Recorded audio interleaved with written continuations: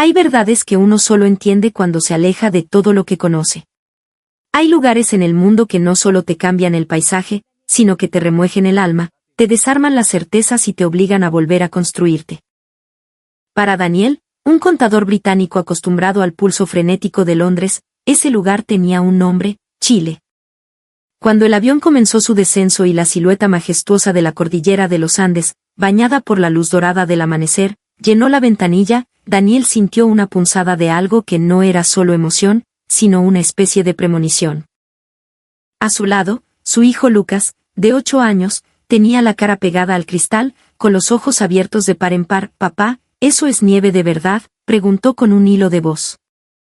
Daniel solo pudo asentir, sintiendo que ese viaje, planeado durante un año de sacrificios y sueños, ya estaba empezando a valer cada centavo ahorrado. Pero el verdadero impacto, el primer golpe a su estructura de londinense metódico y apurado, llegó al pisar el aeropuerto Arturo Merino Benítez en Santiago. Esperaba el caos habitual, el estruendo de los anuncios, los gritos, los empujones de gente apurada y con el ceño fruncido. Pero lo que encontró fue un murmullo cálido, una energía vibrante pero no agresiva. Vio a familias enteras despidiéndose con abrazos largos, con risas y lágrimas que no tenían pudor. Nadie parecía estar en guerra contra el reloj. «Papá, ¿por qué la gente se sonríe tanto?», susurró Lucas, tirando de su chaqueta. Daniel no supo qué responder. Estaba acostumbrado a la muralla invisible que cada persona levantaba a su alrededor en el metro de Londres. Aquí, las miradas se cruzaban, y a veces, inesperadamente, devolvían una sonrisa amable. Este fue el primer indicio de que Chile no era solo un destino, sino una lección que estaba a punto de comenzar. Y para entender cómo llegaron a ese preciso instante de revelación, a ese aeropuerto en el fin del mundo, debemos retroceder un año, a una vida que se sentía tan lejana como el país que ahora pisaban. Un año antes, la vida de Daniel era un ciclo gris y predecible en las afueras de Londres. Un despertador a las 6 de la mañana, un viaje de 1 hora en un tren abarrotado donde el único contacto humano era un codazo accidental, y una jornada de 10 horas frente a una pantalla llena de números que parecían devorarle el espíritu. Regresaba a casa pasadas las 9 de la noche, agotado, justo a tiempo para darle un beso en la frente a un Lucas ya casi dormido. Su esposa, Emily, una talentosa diseñadora en una agencia de publicidad, vivía una rutina similar, atrapada entre plazos de entrega y la presión constante de la creatividad. Lucas, con la llave de la casa colgada al cuello, pasaba sus tardes con una niñera, un niño cuya infancia transcurría en la ausencia programada de sus padres. Los fines de semana no ofrecían un respiro real. Eran solo una extensión de la oficina. Daniel, con el computador portátil sobre las rodillas, respondía correos mientras Lucas le suplicaba jugar al fútbol en el jardín. En un momento, campeón, solo un momento, era la respuesta automática, un mantra que se había convertido en la banda sonora de su paternidad. Emily, por su parte, a menudo pasaba el sábado dibujando bocetos en la mesa del comedor, con los audífonos puestos para aislarse. La risa compartida, esa que une a las familias, se había vuelto un eco lejano, un recuerdo de tiempos más simples. La grieta en su perfecta vida organizada se hizo visible una noche durante la cena. Lucas, pinchando un trozo de brócoli con su tenedor, levantó la vista y preguntó con una inocencia que fue como una daga: «Oye, nosotros somos una familia». El silencio que siguió fue denso, pesado. Daniel y Emily se miraron por encima de la mesa, y en los ojos del otro vieron el mismo destello de pánico y culpa. La pregunta de su hijo no era un reproche, era una constatación. Eran 3 personas que vivían bajo el mismo techo, 3 islas en un archipiélago de obligaciones. Pero la inercia de la rutina era demasiado poderosa. La vida siguió su curso, y la pregunta de Lucas quedó suspendida en el aire, sin respuesta. Todo cambió con una llamada internacional. Era Michael, el primo de Daniel. Un espíritu libre que, años atrás, había dejado su trabajo en finanzas para recorrer el mundo. Hacía tiempo que no hablaban. «Dani, compadre. Te tengo una noticia que te va a dejar dentro», dijo Michael con un entusiasmo que cruzó el océano. «Me quedo a vivir en Chile, ¿cachai?». Daniel casi se atragantó con el café. «¿En Chile?». ¿Hablas en serio? Más serio que nunca, respondió Michael, y Daniel pudo casi oír su sonrisa. Este país me cambió la vida, loco. Aquí encontré algo que nosotros, allá en la City, perdimos hace mucho tiempo. Daniel no entendía. Para él, Chile era un país largo y angosto en un mapa, asociado a vinos y terremotos, nada más. ¿Qué podía tener esa tierra lejana para que su primo decidiera echar raíces allí? Es difícil explicarlo con palabras, continuó Michael. Pero tienes que venir. Tráete a la familia. Te juro que les voy a mostrar un Chile que no sale en las guías turísticas. Después de colgar, las palabras de Michael quedaron rebotando en la cabeza de Daniel. Me cambió la vida. Algo que perdimos. Esa noche, mientras lavaban los platos, le contó a Emily la conversación. ¿A Chile? Michael se fue a vivir a Chile, dijo ella, incrédula. Siempre fue medio bohemio, pero esto es otro nivel. Daniel secó un plato lentamente antes de hablar. ¿Y si? ¿Y si vamos nosotros también? De vacaciones, digo. Emily dejó de fregar y lo miró con los ojos muy abiertos. ¿A Chile? Daniel, es carísimo. ¿Y con el trabajo, cuándo podríamos tomarnos tanto tiempo? No ahora, insistió él, sintiendo una chispa de determinación que no había sentido en años. Pero si ahorramos.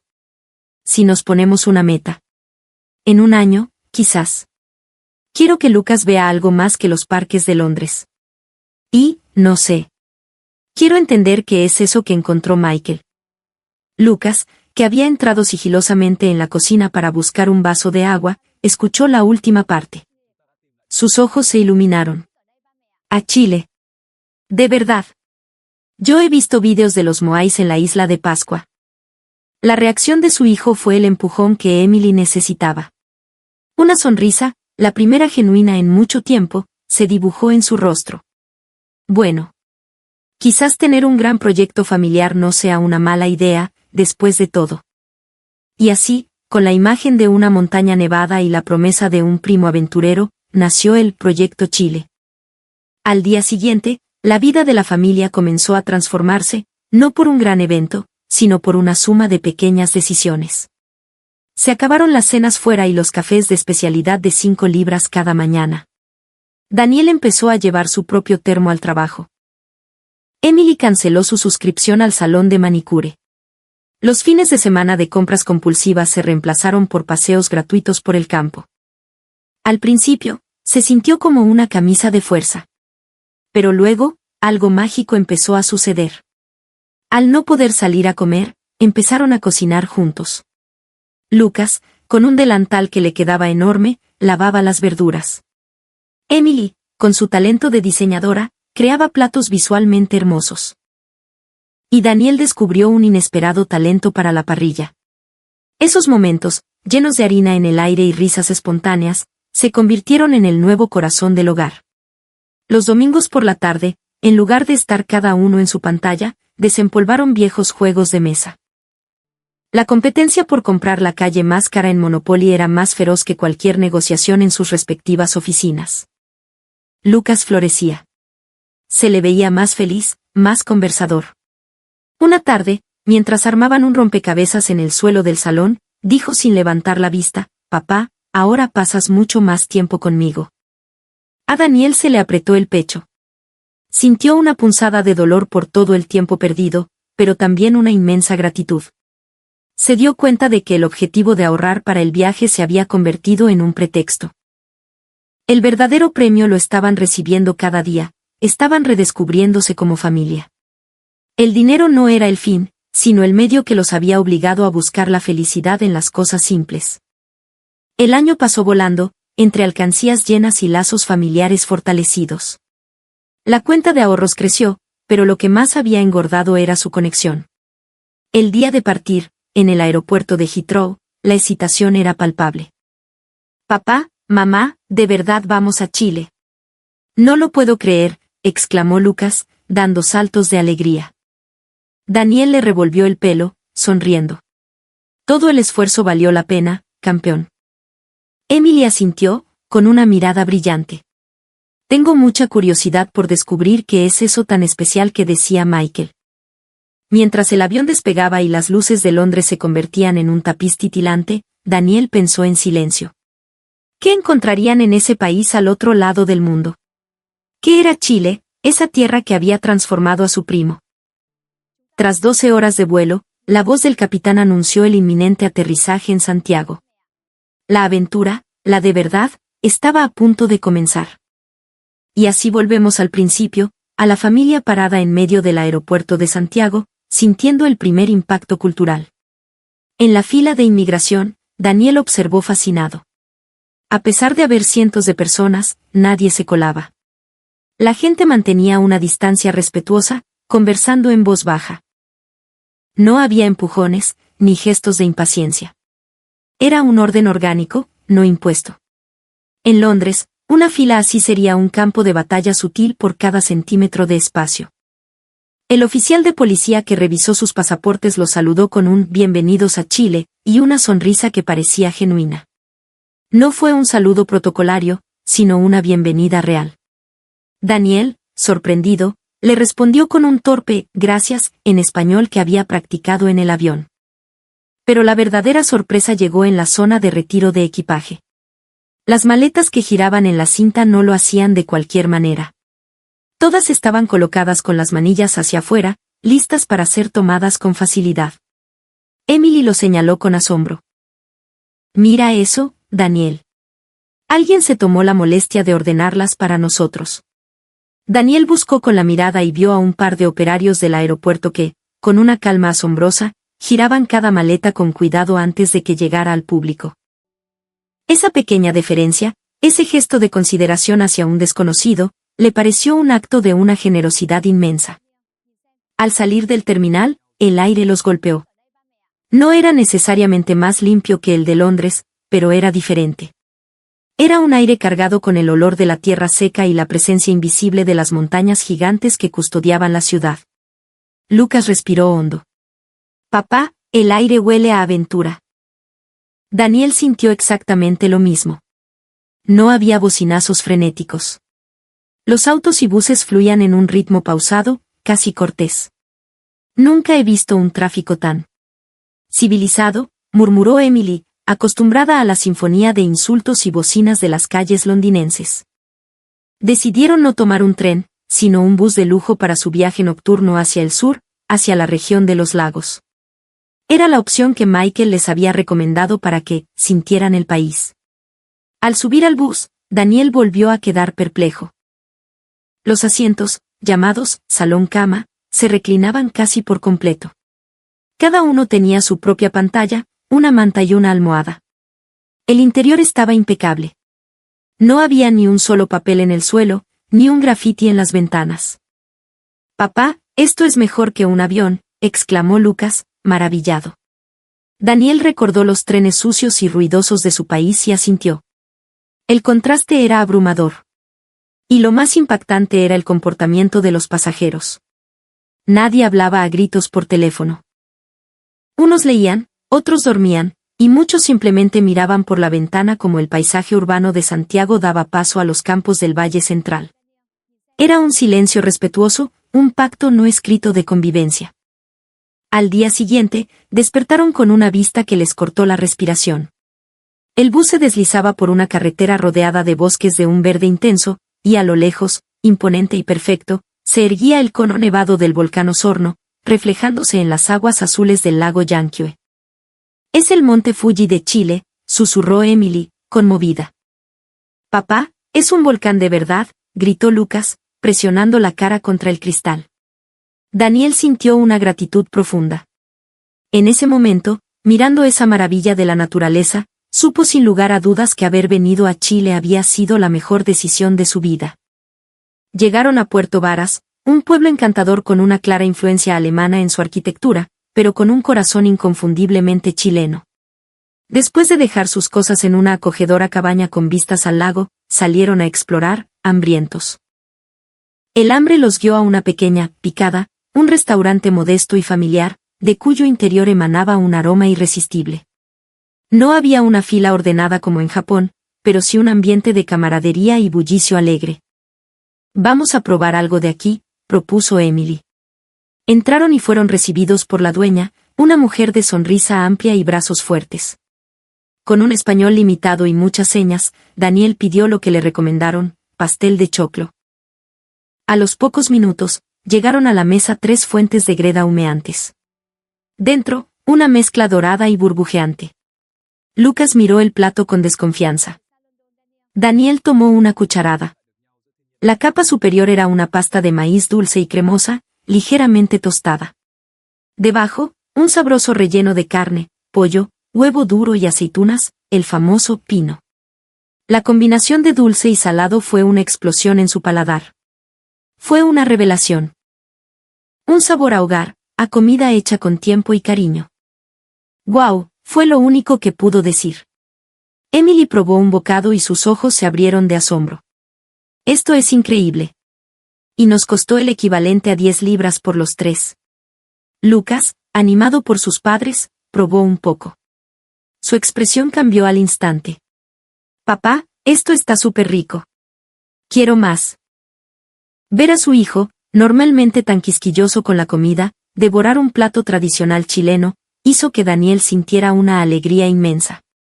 Al salir, la dueña les despidió con un «que les vaya bonito, chiquillos», y esa calidez, esa cercanía, se sintió tan reconfortante como la comida.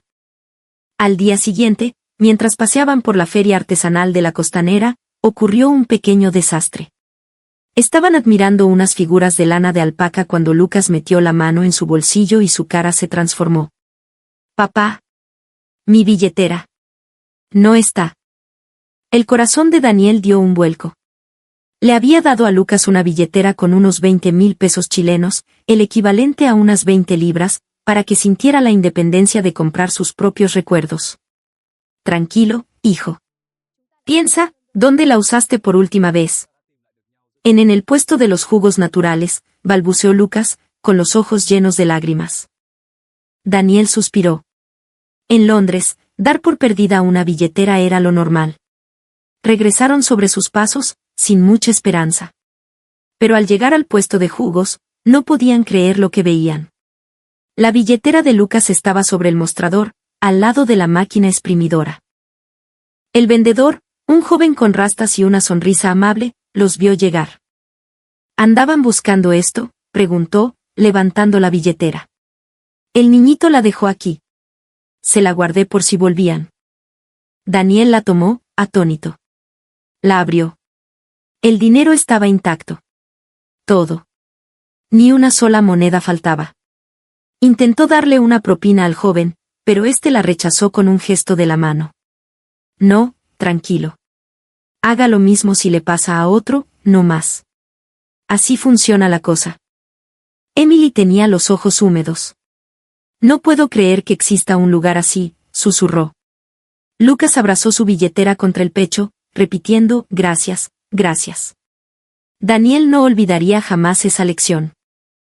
No era solo sobre la honestidad, sino sobre una filosofía de vida, una confianza básica en el prójimo que él creía extinta. Esa noche, en su cabaña, vivieron otra experiencia única, un baño en una tinaja, una gran tina de madera al aire libre, calentada con leña. Sumergidos en el agua caliente, bajo un cielo estrellado como nunca habían visto en Londres, el silencio solo era interrumpido por el crepitar del fuego y el canto de algún pájaro nocturno. «Papá, esto es mágico», dijo Lucas, con los ojos cerrados. «Sí, hijo. Lo es», respondió Daniel, sintiendo como el estrés acumulado durante años se disolvía en el vapor. Emily apoyó la cabeza en su hombro. «¿Cuándo fue la última vez que nos sentimos así en paz?» Daniel no pudo recordarlo. En ese momento, bajo las estrellas del sur del mundo, se sintió más conectado con su familia y consigo mismo que nunca. Finalmente, llegó el día de reunirse con Michael. Viajaron un poco más al sur, hasta Pucón, otro pueblo enclavado entre un lago y un volcán aún más imponente, el Villarrica. Cuando Michael los recibió en la estación de buses, Daniel apenas lo reconoció. No era el ejecutivo estresado que recordaba de Londres. Su piel estaba bronceada por el sol, sus ojos brillaban con una calma profunda y vestía ropa cómoda de montaña. Se movía con una soltura y una tranquilidad que eran contagiosas. «Primos», exclamó, abrazándolos a todos con una fuerza genuina. «¿Qué tal el sur? ¿Ya les pegó la magia?» «Michael, no tienes idea», respondió Daniel.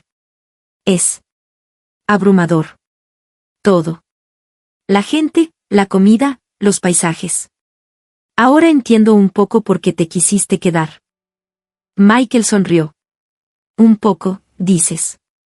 Espera a que te muestre mi vida aquí». Los llevó a su casa, una sencilla pero hermosa cabaña de madera que él mismo había ayudado a construir, con una huerta en el patio trasero. Mientras preparaba un té con hierbas de su jardín, les contó su historia. En Londres, sentía que corría en una rueda de hámster. Ganaba mucho dinero, pero no tenía tiempo para gastarlo, y menos para disfrutarlo. Cada día era una batalla. El estrés en el metro. La competencia en la oficina.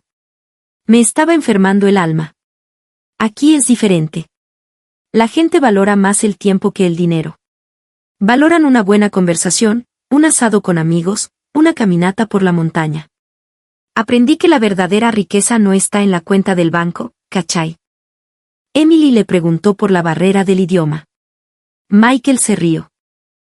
Al principio fue difícil, obvio. Pero los chilenos son increíblemente pacientes. Si ven que estás tratando de hablar su idioma, aunque lo hagas pésimo, te ayudan, te celebran el esfuerzo. Nunca me sentí rechazado. Al contrario, me adoptaron. La amabilidad de la gente me salvó muchas veces. Lucas le hizo la pregunta clave: «Tío Michael, ¿qué es lo que más te gusta de Chile?» Michael se quedó pensando un momento. «La calidez humana, campeón. Sin duda. Es una sociedad donde todavía puedes confiar en la gente. Donde un vecino te ayuda si te quedas sin benzina, donde el del negocio te fía si se te olvidó la billetera. Es esa sensación de comunidad, de saber que no estás solo». El día del regreso, en el aeropuerto de Santiago, Daniel sentía una mezcla de tristeza y gratitud. Esos 10 días en Chile habían sido los más intensos y reveladores de su vida. El orden natural, la hospitalidad sincera, la majestuosidad de la naturaleza, todo había desmantelado sus prejuicios y certezas. «Papá, no quiero volver», dijo Lucas con un puchero. «Quiero quedarme a vivir en Chile». Daniel le acarició la cabeza. «Yo también, hijo. Pero prometo que volveremos. Muy pronto». Emily asintió en silencio, con una lágrima discreta rodando por su mejilla.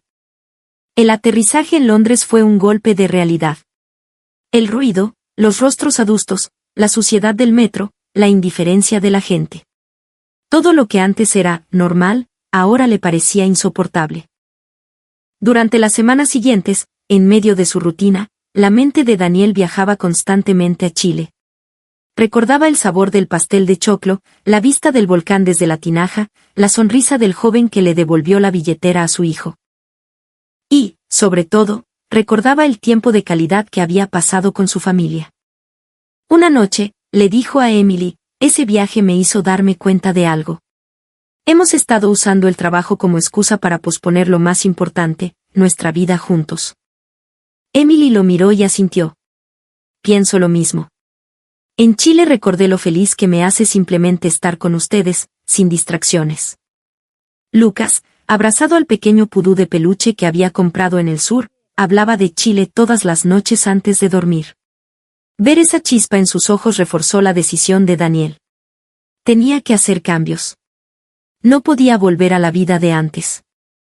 El viaje no solo les había mostrado la belleza de Chile, sino que les había revelado la fealdad de su propia existencia.